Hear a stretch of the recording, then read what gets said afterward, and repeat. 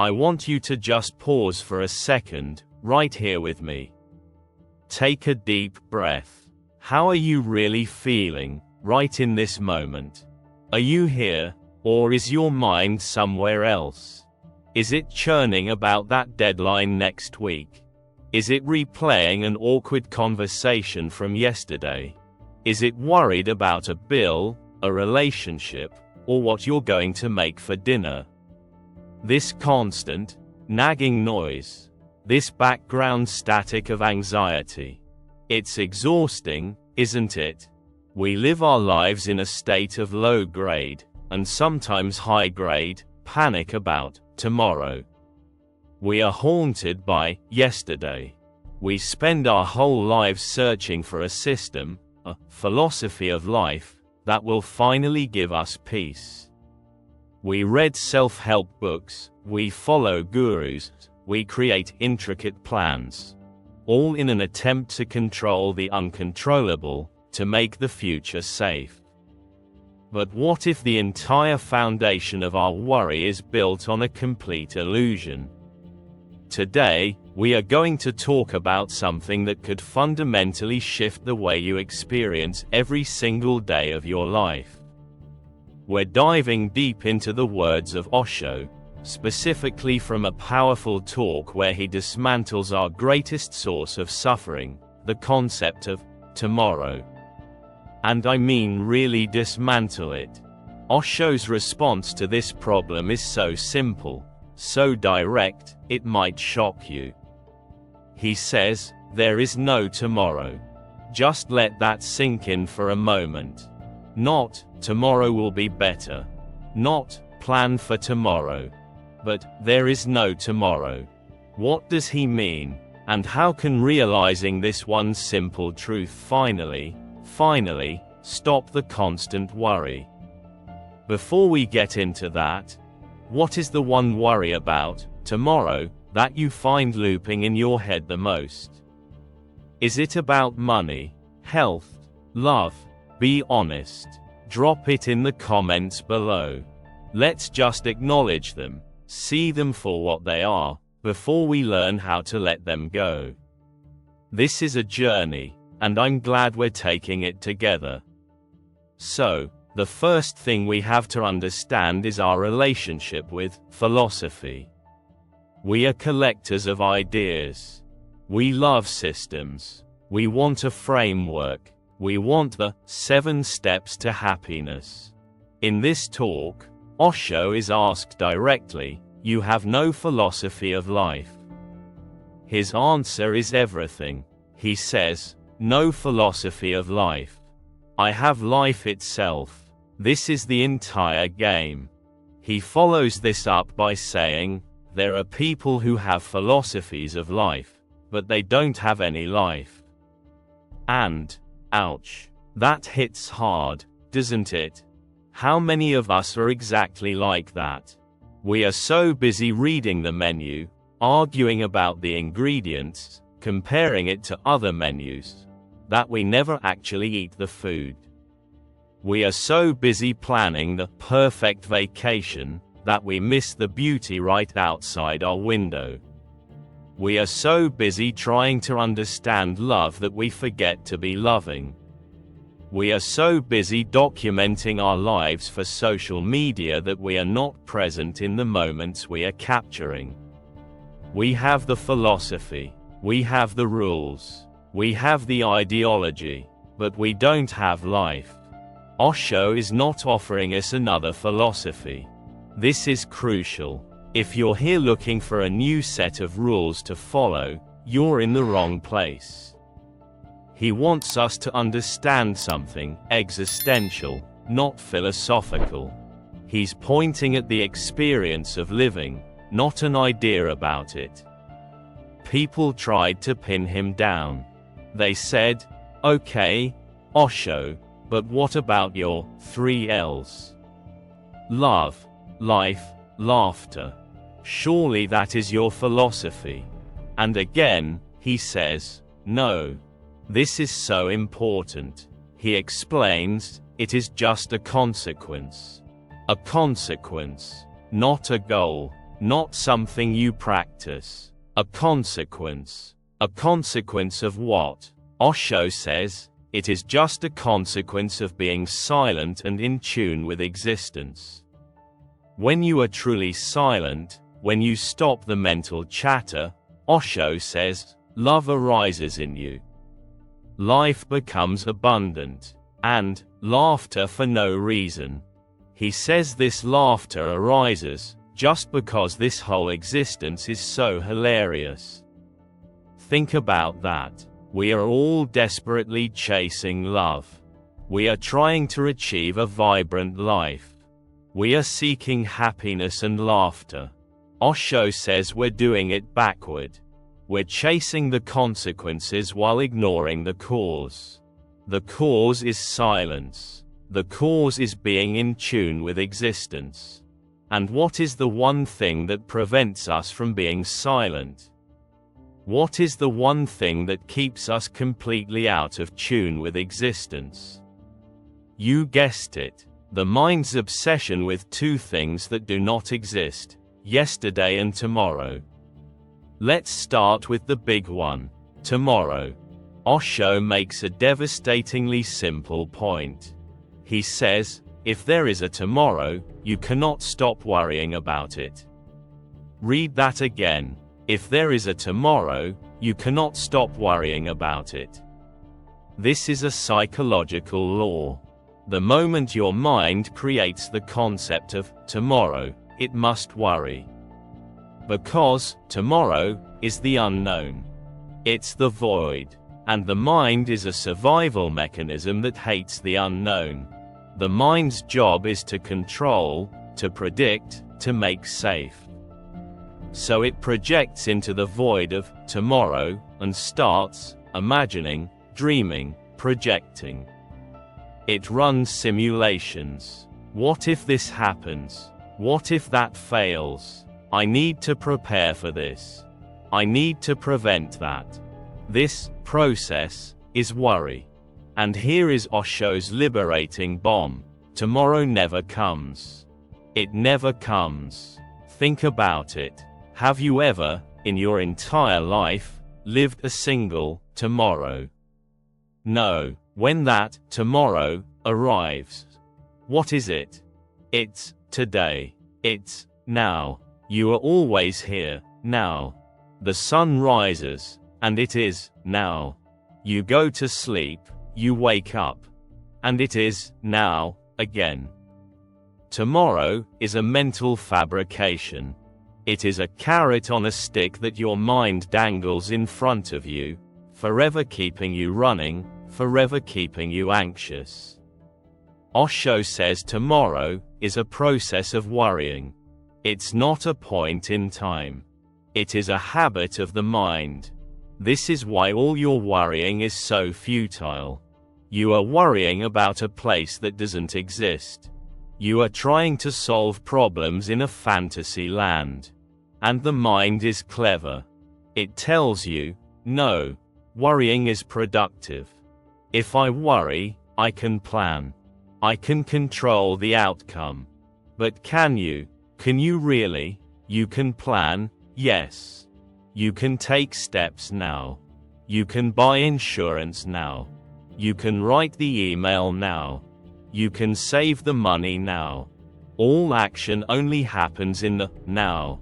But worrying is not action. Worrying is the friction of the mind grinding against a non-existent future.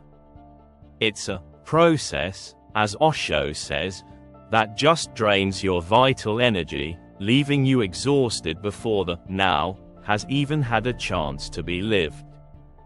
And it's the same for the other direction. Osho says, nor is there any yesterday. Where is it? Where is last week? Where is that mistake you made 10 years ago? It's gone. Osho says, one is no more. It exists only as a trace in your memory. It's a ghost, a scar, but we give it so much power. We let these ghosts haunt the only living reality we have, this present moment. We allow the dead past to poison the living now. We define ourselves by it. I am a failure because I failed then. I can't trust anyone because I was betrayed then. So, we are trapped. We are crucified between two thieves, two illusions. Osho says it perfectly: one is no more, one is not yet. The past is a corpse. The future is a fantasy. So, what is real? Osho says, all that is in our hands is the present moment, now, here. This very second. The feeling of the air on your skin. The sound of my voice entering your ears. The sensation of your feet on the floor. This is it. This is the only life you ever have. Osho continues, and this is a miraculous experience. A miracle. We're always looking for miracles in grand gestures. A lottery win, a spontaneous healing, a divine sign.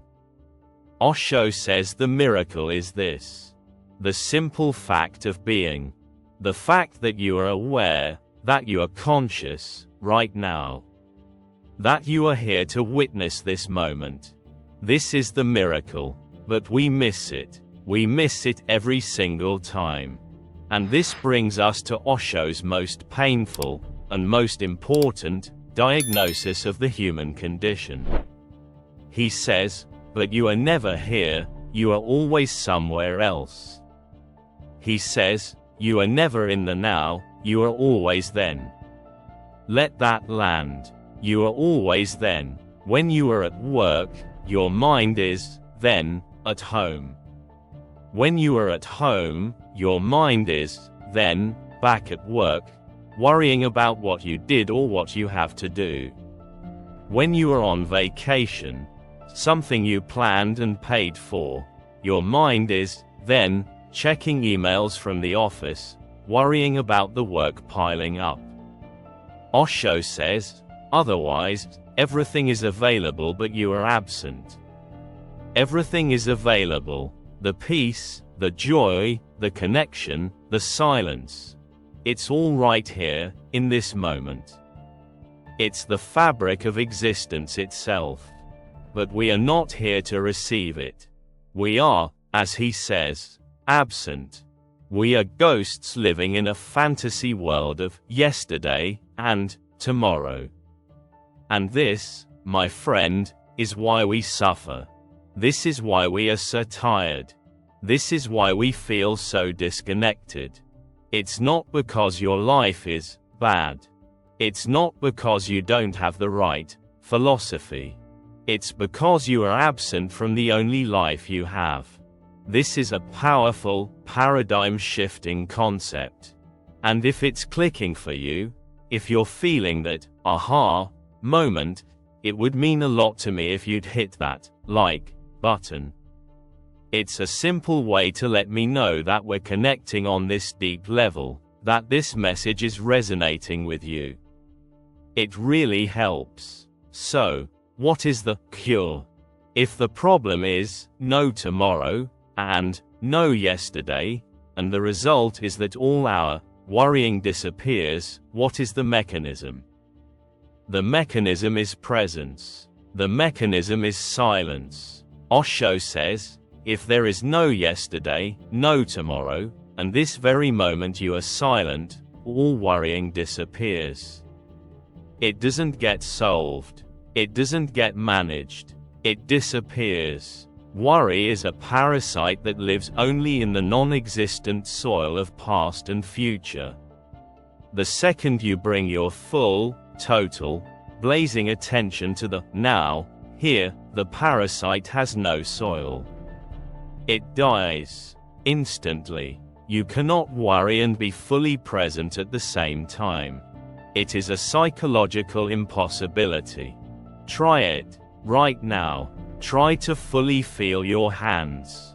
The texture of your skin, the temperature, the energy inside them. Give them 100% of your attention.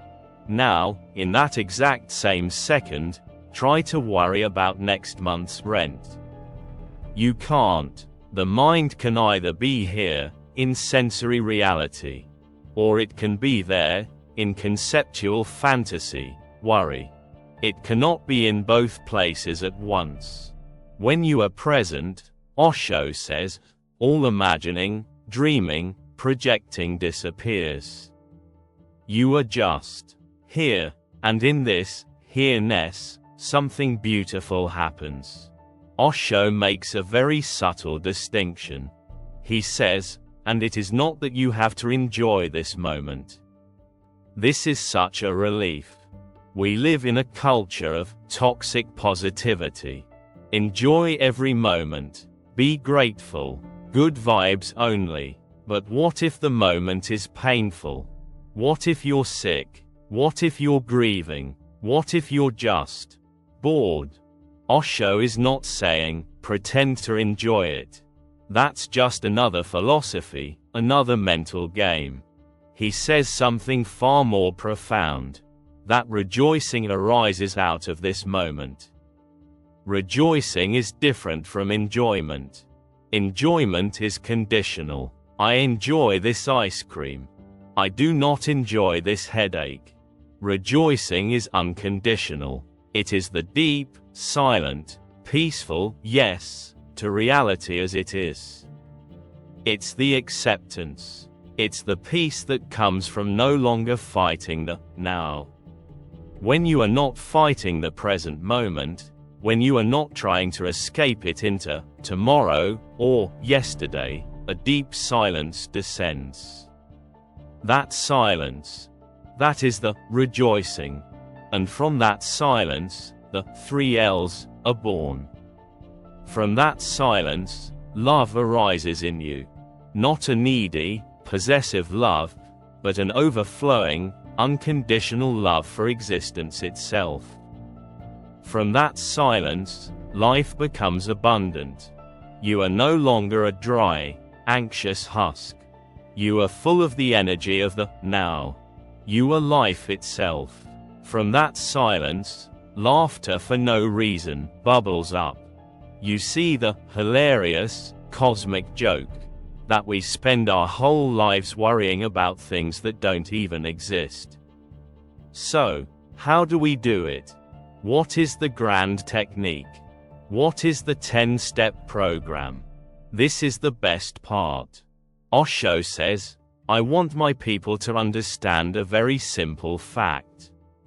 A simple fact, not a philosophy, something existential.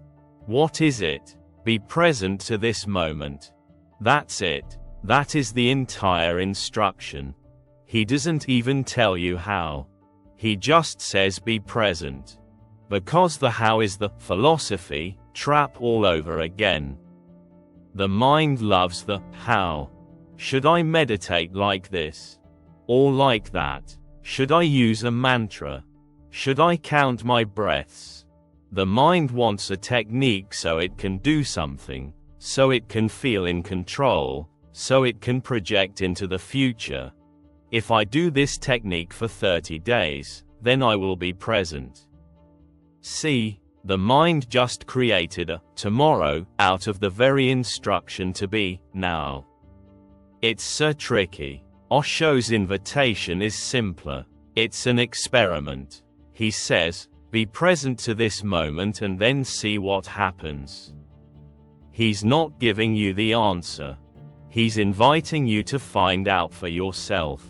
Be present to this moment and then see what happens. This is not a passive thing. It is an active, courageous choice. It means choosing to feel your breath instead of checking your phone. It means choosing to really listen to the person talking to you, instead of just planning what you're going to say next. It means choosing to taste your food, instead of swallowing it while watching TV. It means, moment after moment after moment, pulling your awareness back from the ghosts of yesterday and the fantasies of tomorrow, and planting it firmly, gently, right here. This is the practice. It's not about achieving a permanent state of bliss. It's about the gentle, repetitive returning. You will drift. Your mind will go to tomorrow. It will go to yesterday. That's what minds do. The practice is not to stop the mind. The practice is to notice when you are absent, and then, without judgment, without anger, just gently come back. Come back to now. Come back to here. Over and over and over. That is the path. That is the consequence. And that is the only place you will ever find love, life, and laughter. This is a life-changing message. It's not complicated. It's not a philosophy. It is a simple, existential fact. Your life is now. Everything else is a dream. Everything else is a worry. If this message, this radical call to be present, has touched you today, please consider sharing this video. We all know someone who is drowning in worry about tomorrow. Your friend, your parent, your coworker. Maybe this is the message they need to hear. Sharing this could be a real act of love, a real lifeline. And if you want to continue this journey with me, to keep exploring these deep, existential truths, and to keep reminding each other to come back to the now, then I would be so honored if you would subscribe and become part of this community. We're all in this together. My final question to you is this. Osho says, be present to this moment. What is one small, tiny thing you can do, right after this video ends, to practice that? Not tomorrow. Now. Maybe it's just to stand up and stretch, and feel your body. Maybe it's to look out the window and really see the color of the sky. Maybe it's to take 3 conscious breaths, feeling the air come in, and feeling it go out. Let me know in the comments. What is your one, now, action? Let's make that commitment. Because, all that is in our hands is the present moment, now, here. Thank you for being here. Truly here, with me. Be present, and see what happens.